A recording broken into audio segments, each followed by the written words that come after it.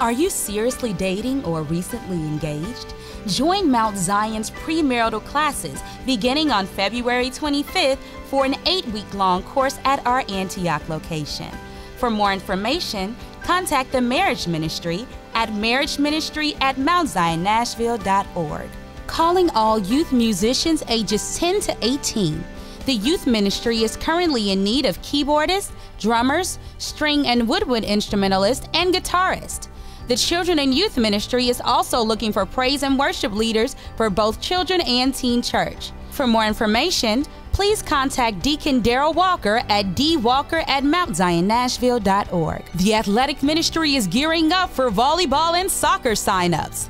Both sports seasons will begin at the end of March and run through May. If interested, please sign up in the atrium immediately following service. Join us on Saturday, March 15th from 8 a.m. to 10 a.m. at the Antioch location for our second Church Fit corporate workout of the year. The Church Fit Challenge is underway. Come out to see which team is in the lead. It's 4 o'clock in the morning. I was completely asleep, and I woke up with my heart going very fast. I woke up and I could not move. There was, some pressure in my chest, some burning. Next thing I know, I woke up in ICU. And then I collapsed to the floor in front of at least 25 kids. I knew the symptoms of a heart attack, but I never thought it was going to happen to me. No. I'm not having a heart attack. It's not me, I'm the nurse. It was determined that my heart muscle was barely pumping. I called my girls and I said goodbye. I was diagnosed with supraventricular tachycardia. I had a massive stroke when I was 20 years old. I had a heart attack. I live with cardiomyopathy and ventricular tachycardia.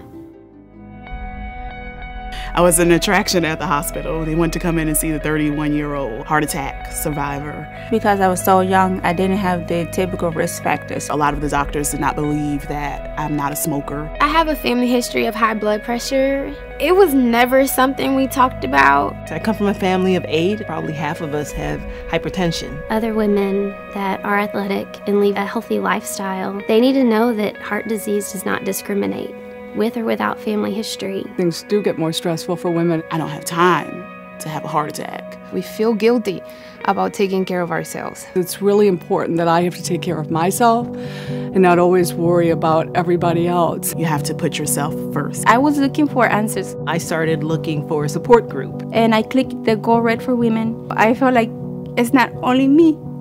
There is a lot of ladies, that are going through the same thing I'm going through. Over the course of about a year and a half, I lost 90 pounds. I lost over 70 pounds now. I had a 3rd child. Since my stroke, I've done 4 or 5Ks. On each 5K, I jump over the finish line because I'm so excited just to be walking again. I sent an email and saying, please help me write my story because I have a story to tell. There is a lot of work that's going into educating women about heart disease, and we need to. It's long overdue. Me sharing my story is not about me. I've shared my journey with many people. I want other women to experience it. I fight for my life, and I fight for others so they don't have to go through what I did.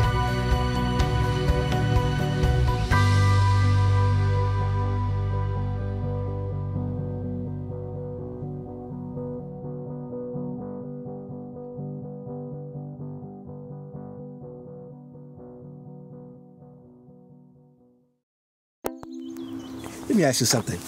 Do you know who you are? What do you mean? You've got to know who you are in here. You come from a civilization of Africa. Every African American descended from a mighty people in a great land. A land that endured a horror beyond comprehension. More than 20 million Africans transported into the journey of no return. More than 6 million people lost their lives for 300 years. Among millions enslaved, one man's story has become legend. We want the whole world to know that the family of Kunta Kinte are still living in the Gambia, and we didn't want this story to die. Stolen from his homeland. He was overpowered and they kidnapped him and transport him to James Island. Tortured for his defiance. And I walked into the little room where they said that they kept the strongest Africans to break them.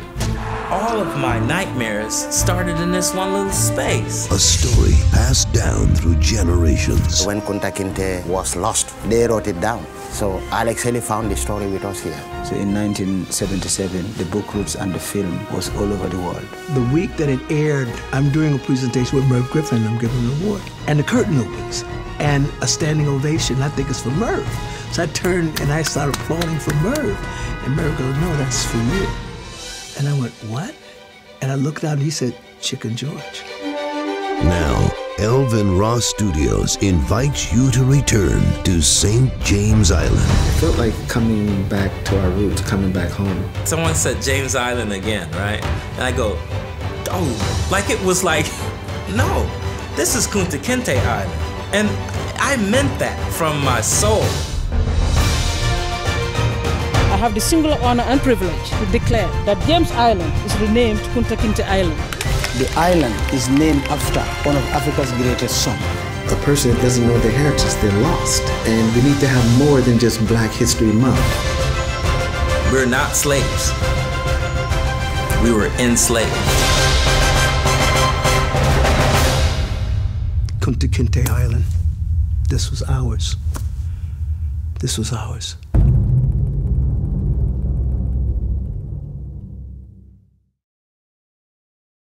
The 2014 Women's Retreat is just weeks away, and it's not too late for you to register. This year's retreat is promised to be unlike any other, featuring guest speakers like Elder LaShante Walker, Prophetess Tara Carissa Hodge, and Bishop Cheryl Brown. Daughters, don't miss your opportunity for a retreat full of uplift, fellowship, and relaxation. To register, visit the Mount Zion website today.